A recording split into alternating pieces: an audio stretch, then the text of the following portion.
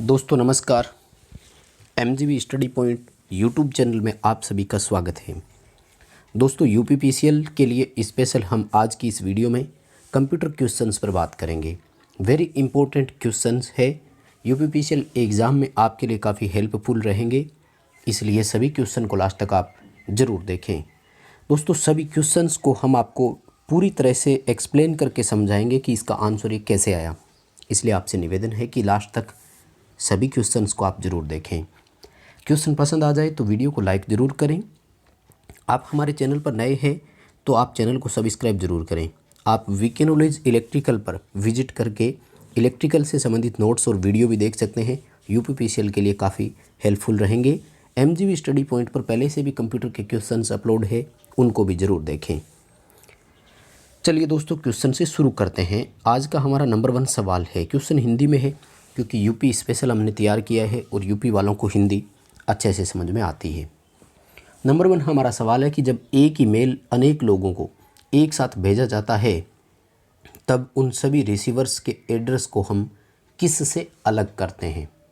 दोस्तों सबसे पहले तो मैं आपको ये बताना चाहूँगा कि जब हम एक ईमेल अनेक लोगों को एक साथ भेजते हैं तो इस प्रक्रिया को मेल मर्ज कहा जाता है। ध्यान रखना, पेपर में पूछा जा चुका है। सेंड टू ऑल या फॉरवर्ड टू ऑल नहीं बोलते हैं, मेल मर्ज बोलते हैं। और इसमें जब भी हम एक से अधिक एड्रेस लगाते हैं तो एक एड्रेस पूरा होने के बाद, जैसे gmail.com था तो उसके बाद कोमा लगाया जाता है, जैसे uppcl@gmail.com, फिर मान लीजिए uparvinal@gmail.com, तो इस तरह से लगाया जाता है, यानी कोमा का उपयोग करते हैं और सभी एड्रेस को अलग अलग करते हैं। नेक्स्ट हमारा सवाल है कि किस नेटवर्क टोपोलॉजी में सभी कंप्यूटर एक केंद्रीय हब या केंद्रीय कंप्यूटर से जुड़े रहते हैं।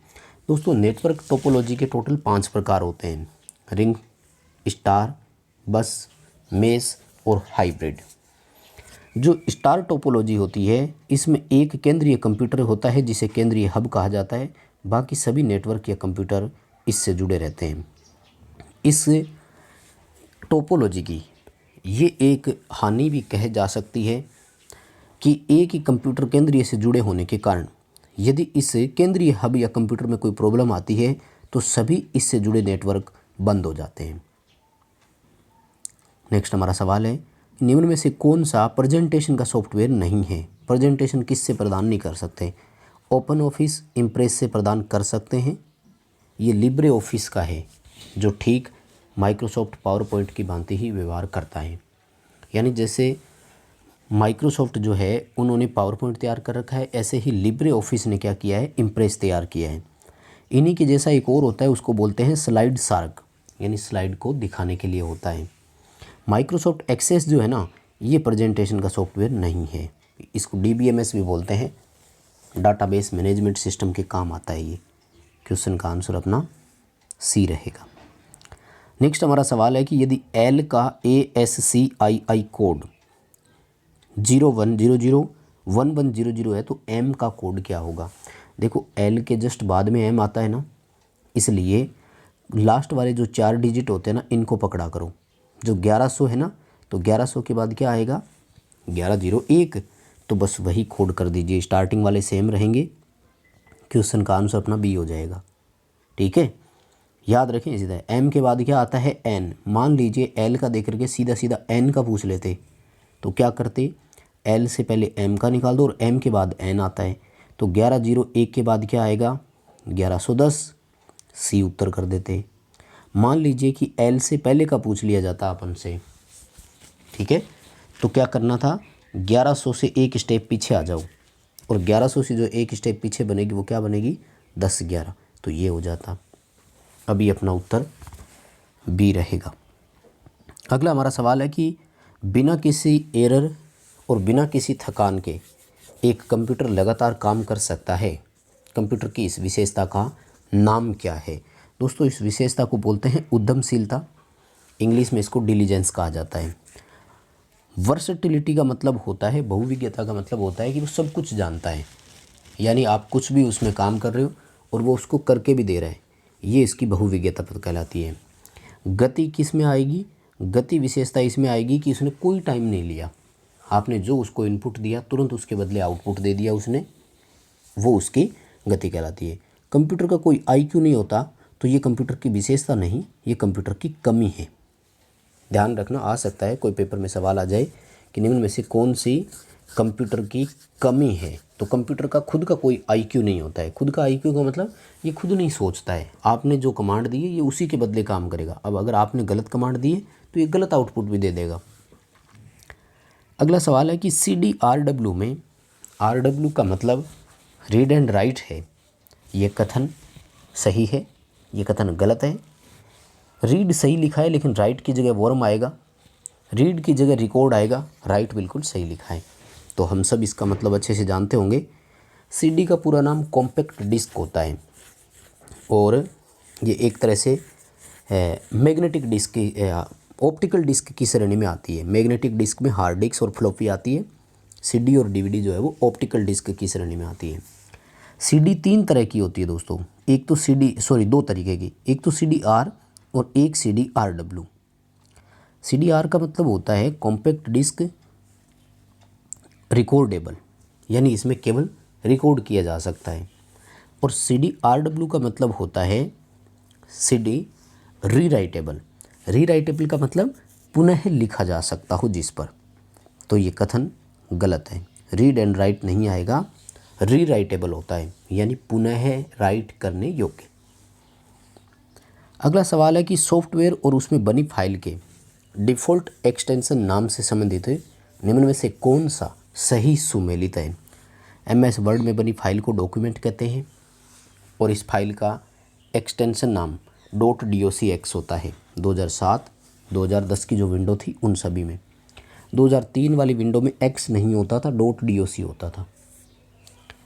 MS Excel जो है इसमें बनी फाइल को वर्कबुक कहते हैं और इसका एक्सटेंशन नाम .xlsx होता है। पावर पॉइंट में बनी फाइल को प्रेजेंटेशन कहते हैं और इसमें जो एक्सटेंशन नेम होता है वो .pptx होता है। इसलिए इनमें से ये सभी के सभी सही है, डी उत्तर अपना सही होगा। अगला सवाल, निम्न में से कौन सा विषम है। अब किस आधार पर विषम करना है ये आपको पढ़ना है। देखो, प्लॉटर क्या है, आउटपुट। मॉनिटर क्या है, आउटपुट डिवाइस। प्रिंटर क्या है, आउटपुट डिवाइस। लेकिन कीबोर्ड क्या है, इनपुट डिवाइस। इसका मतलब कीबोर्ड क्या है, विषम हो गया। अब वैसे देखा जाए तो सभी समान है। क्यों है, क्योंकि सभी के सभी हार्डवेयर हैं, तो उस आधार पर तो अंतर कर नहीं सकते थे। फिर दूसरा अंतर आया इनपुट आउटपुट डिवाइस के आधार पर। अगला हमारा सवाल कि विंडो सिस्टम की बूटिंग प्रक्रिया के बाद जो सबसे पहले हमें स्क्रीन दिखाई देती है उसे क्या कहते हैं। तो इसको डेस्कटॉप कहते हैं। और डेस्कटॉप पर जो छोटे छोटे फोल्डर बने होते हैं उनको क्या बोलते हैं, तो उनको शॉर्टकट बोलते हैं, फोल्डर बोलते हैं और आइकन्स बोलते हैं। टास्क बार सबसे नीचे की बार होती है और स्टेटस बार इससे ठीक टास्क बार के ठीक ऊपर की बार होती है।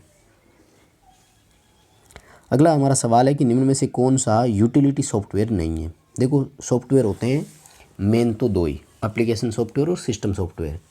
एप्लीकेशन सॉफ्टवेयर यूज़र के काम को आसान करता है और सिस्टम सॉफ्टवेयर सिस्टम को चलाता है। लेकिन यूटिलिटी सॉफ्टवेयर ऐसा है जो यूज़र और कंप्यूटर दोनों के लिए ही इम्पोर्टेंट होता है। वो कंप्यूटर में हमें अलग से सेवाएं प्रदान करते हैं। जैसे डिस्क क्लीनअप हो गया, यानी डिस्क में अनावश्यक जो गैप है ना उनको ख़त्म कर देगा। एंटीवायरस यानी वायरस को ख़त्म कर देगा।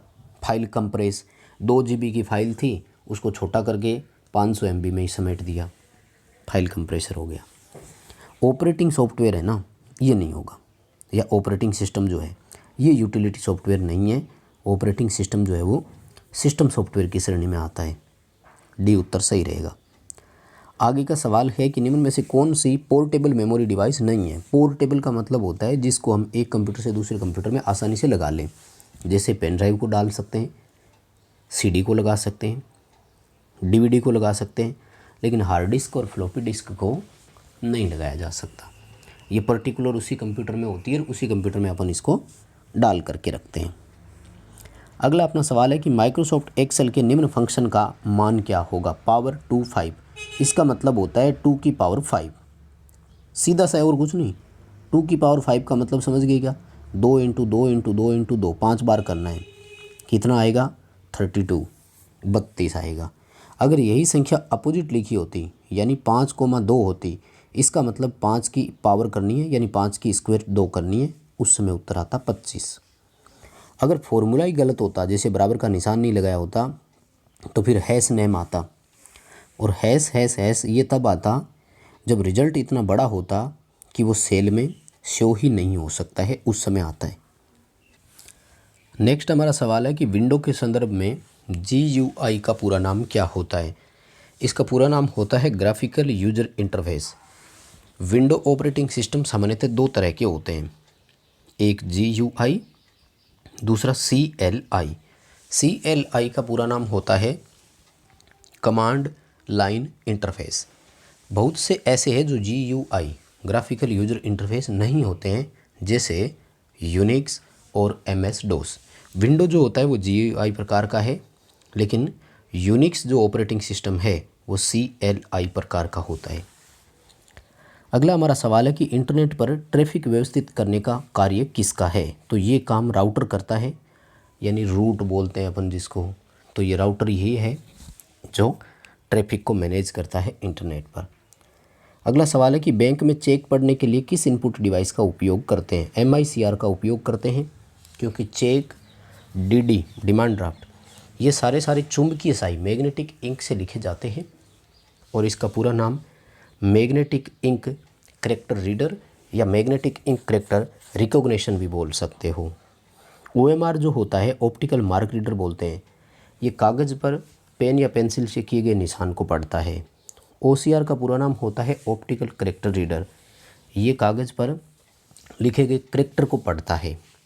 बार कोड रीडर, इसको BCR भी बोलते हैं, ये बार कोड को पढ़ने का काम करता है। बार कोड वर्टिकल समांतर लाइनें होती है, उनको बार कोड बोलते हैं।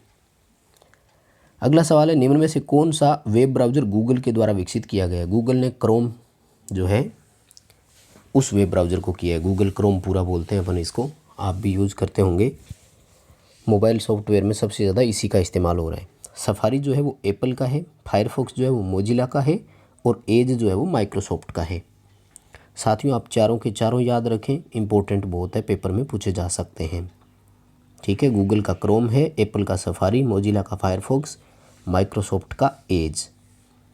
अगला सवाल है MS एक्सेल में सेल का सही एड्रेस क्या होता है। सेल का सही एड्रेस होता है कि पहले उसमें अल्फ़ाबेट आना चाहिए, फिर नंबर्स आने चाहिए, जैसे D1 हो गया। बाय डिफ़ॉल्ट हम जब भी कोई सीट ओपन करते हैं तो सेल जो एड्रेस आता है वो हमेशा A1 आता है, ध्यान रखें। अगला सवाल है निम्न में से कौन सा विषम है। अब देखो सवाल पहले भी आया था कि कौन सा विषम है, फिर आया कि कौन सा विषम है, लेकिन इस बार देखो अगर बात करूँ मैं प्लॉटर, माउस और कीबोर्ड की, तो ये तीनों के तीनों हार्डवेयर है, जबकि एंटीवायरस जो है वो सॉफ्टवेयर है, इसलिए एंटीवायरस जो है वो डिफरेंट हो गया, विषम हो गया। नेक्स्ट हमारा सवाल है कि निम्न में से कौन सा वेब ब्राउज़र नहीं है। अब देखो ध्यान से, वेब ब्राउज़र नहीं है तो गूगल नहीं है। गूगल क्या है, सर्च इंजन है। गूगल का जो वेब ब्राउज़र है वो कौन है, क्रोम है। वो सफारी, फायरफॉक्स और एज ये सारे के सारे वेब ब्राउज़र है, जबकि गूगल एक प्रकार का सर्च इंजन है, जैसे गूगल हो गया, याहू हो गया, बिंगो हो गया। अगला सवाल है कि कंप्यूटर में त्रुटि को क्या बोलते हैं। कंप्यूटर में जब एरर आता है तो उसको बग बोलते हैं, ध्यान रखना। ठीक है, कंप्यूटर को बग कहा जाता है, एरर को। ए ऑप्शन सही रहेगा। बस दोस्तों यही थे आज के 20 क्वेश्चन पसंद आए हैं तो वीडियो को लाइक ज़रूर करें, चैनल पर नए हैं तो सब्सक्राइब करें। वीके नॉलेज इलेक्ट्रिकल पर विजिट करके इलेक्ट्रिशियन के क्वेश्चंस को भी आप ज़रूर देखें।